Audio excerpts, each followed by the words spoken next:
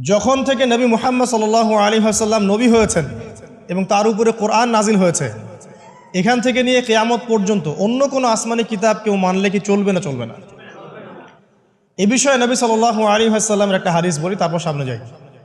একদিন নবী সাল্লাল্লাহু আলাইহি ওয়াসাল্লামের সামনে ওমর রাদিয়াল্লাহু আনহু বসে আছেন। কে বসে আছেন? ওমর রাদিয়াল্লাহু আনহু নাম তো জানেন, ইসলামের দ্বিতীয় খলিফা। নবীজিকে বলছেন যে তাওরাতে কিছু সুন্দর কথা আছে ইয়া রাসূলুল্লাহ। এই কথা বা এই স্টেটমেন্ট শোনার সাথে সাথে নবী সাল্লাল্লাহু আলাইহি ওয়াসাল্লামের চোখ মুখ রাগে লাল হয়ে গেল। হাদিসটা মিশকাতে আছে। রাগে লাল হয়ে নবী সাল্লাল্লাহু আলাইহি ওয়াসাল্লাম বলছেন যে ইয়া ওমর, হে ওমর, তুমি আমার সামনে তাওরাত পড়ছো? জেনে রাখো, লাউ কানা মূসা হাইয়ান, যদি মূসা আলাইহিস সালাম এখন জীবিত থাকতো, তাওরাত কার উপর নাজিল হয়েছে? মূসা। তাওরাত পড়ছো আমার সামনে, তাওরাত যার উপর